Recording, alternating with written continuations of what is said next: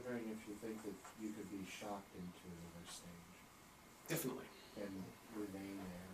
I'm thinking of like the story of by Sajaguru, from the Buddhist tradition, where she was, 9 years old when she became enlightened.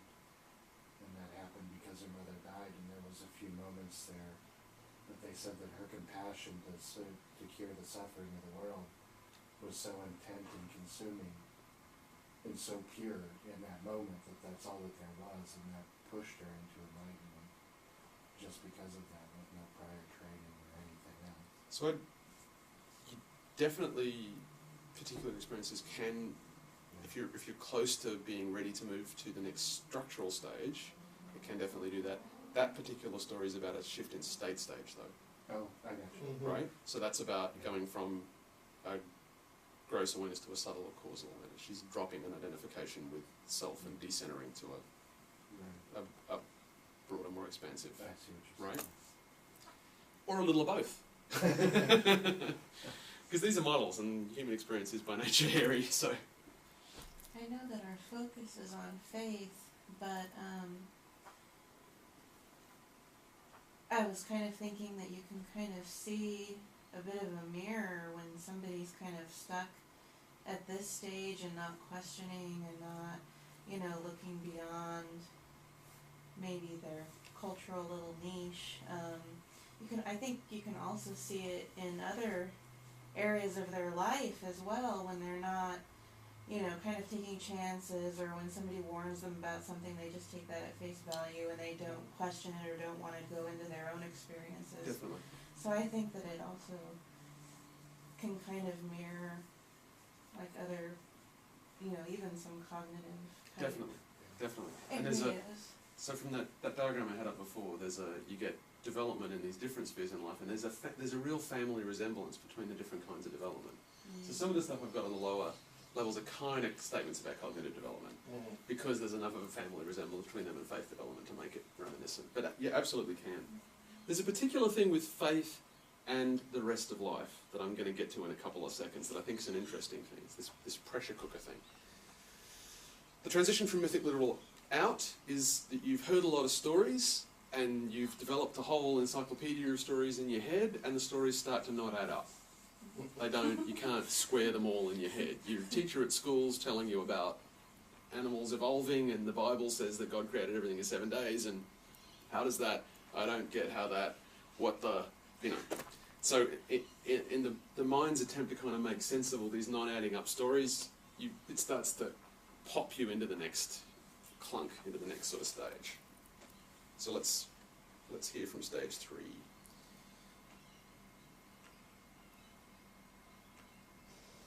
I don't think any of them really know about my relation to God. I don't think of God as an old man or even a person anymore. Instead, I have this deep feeling that God is a kind of friend, a presence that loves me, cares for me, and really knows me.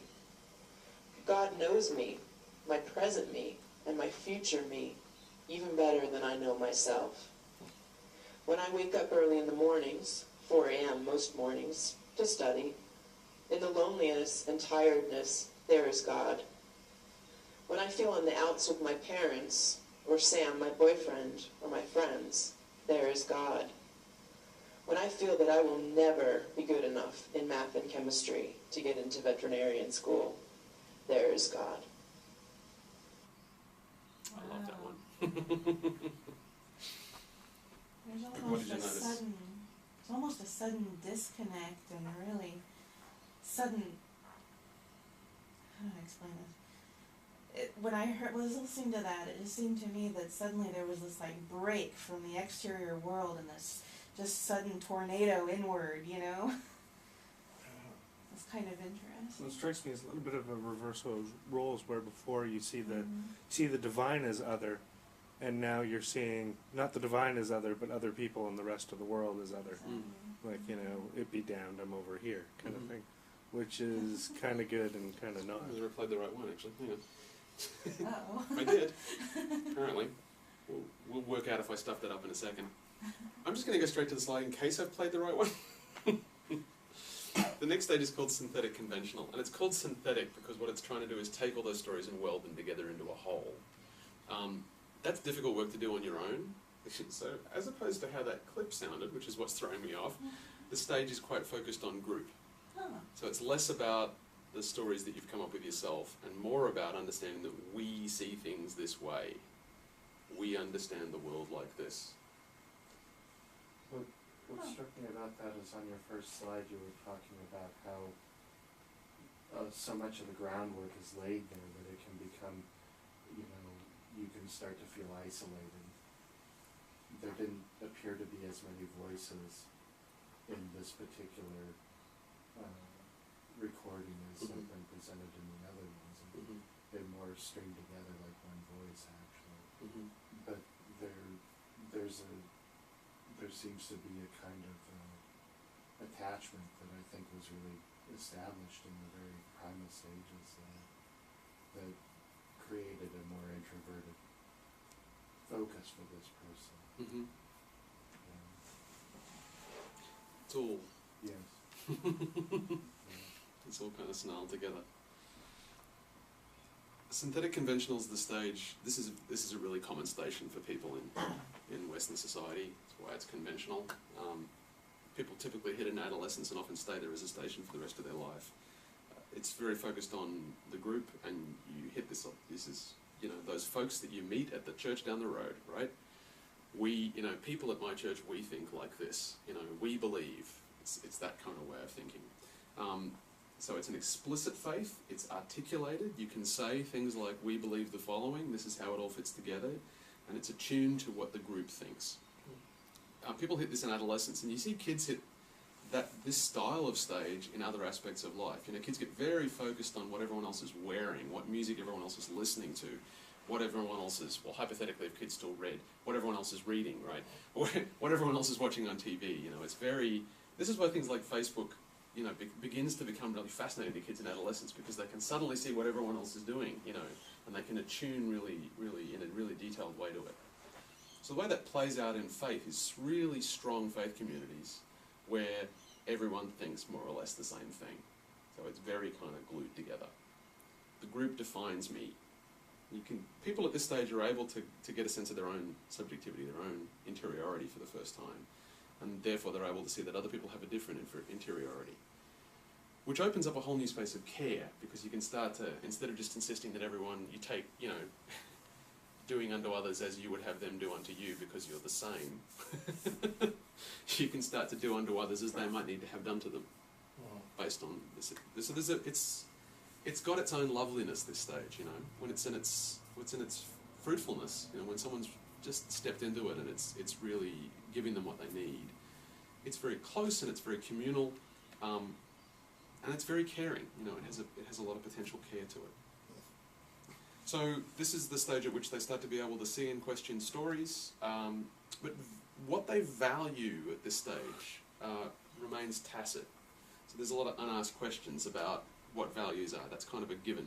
That sort of thought to, well, you don't think about it. We just are who we are, we do what we do, we don't think about whether we value this more highly than that. And that's what's conventional about right. it, is it's an adherence to conventional. Totally. Yeah. That's what we agree on. That's in closing, yeah? So,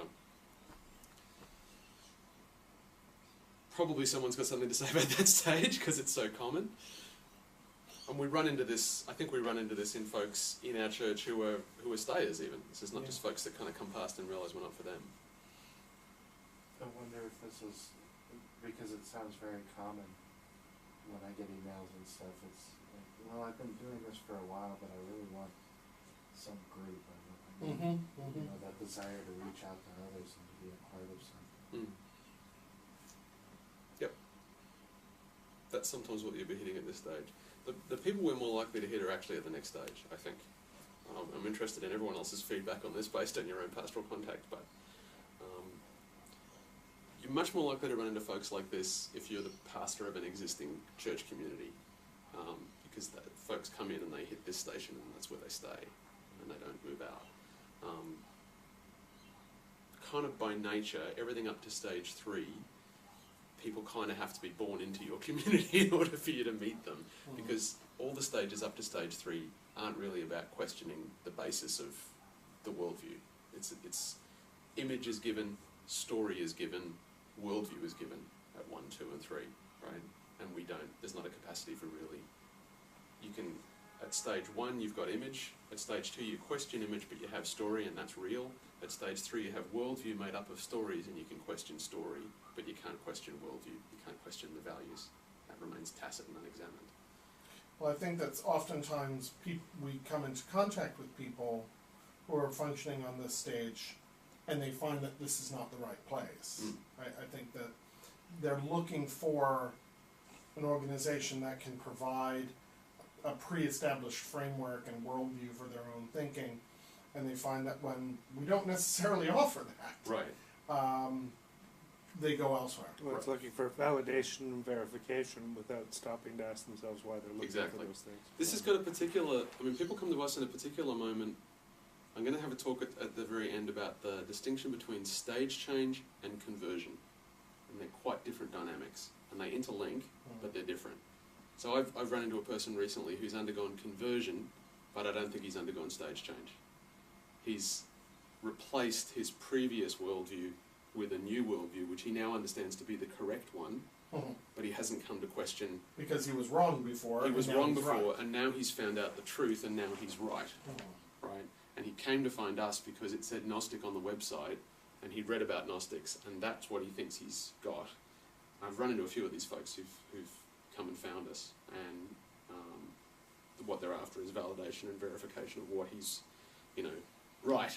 Okay, I was on the wrong channel before, I'm on the right channel now, I'm good, right? This is good, I can stick with this one. But there's not an increase in functioning capacity there. There's just a shift of, it's like erasing the hard drive and installing a new operating system, but the computer's staying. So. I would probably say 60 to 70% of the general inquiries we get to church, the things that Lance handles, for example, usually open up with not with, here's what I'm contacting your organization and here's what I'm looking for, here's who I am, here's what I believe, here's the conclusion that I've come to. Would you rub a stamp it for me, please? Yes. Yeah. Bro, have you still got a... And do you have Macedonian folk dance? Nice. My battery died. Your battery died, that's cool. That's just going to run out of space in a sec, that's all. That means it's time for a break. My audio's still going. Well, it is nearly 3, so... you know what, I'm just going to whip through the last one without playing the clips, because this is probably more familiar territory, actually. I think the clips were fun with the earlier ones, but... What happens to transit out of this stage is you start to encounter people who see a completely different world to you. And you like them. Like if you run into people with a completely different worldview and you loathe them, that's not a problem. You can just, they're Satan, get them out of here. But if you run into people with a completely different worldview and you like them, that's problematic. Because they're seeing, they've got a completely different perspective on things from you, but that's somehow okay. They seem nice. They love dogs, they take care of their children. Yeah, this doesn't work somehow. And so that starts to tilt from synthetic conventional into a space of relativity, starting to slip into the ability to tolerate a pluralistic view of the world. So that's our next stage. Stage 4. These are very charitable ages at this point. So if someone's living in, to some extent, the speed with which someone develops is partly a question of the capacity that the person brings with them into development, and partly it's a question of the living situation that they're in.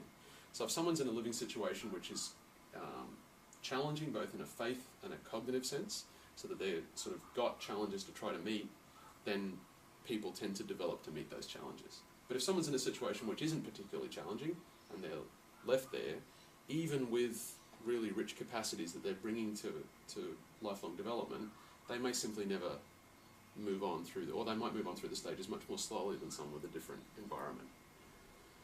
Okay, so what happens at the individuated reflective stage is you begin to reflect. You begin to actually ask the question, why do I think what I think? Why do we have that worldview? Why do we value that and not this? What's that about? This is a... Okay, so it says taking on the burden of one's beliefs, and so you go through this process of sort of demythologizing, of taking the symbols of your faith or your religious background, your spiritual tradition, and starting to kind of go, so they think that and we think this, and well, I don't like that one, I like this one, I don't like that one, I like this one, and that doesn't make any sense, and it needs to have this bit knocked off it, and that doesn't.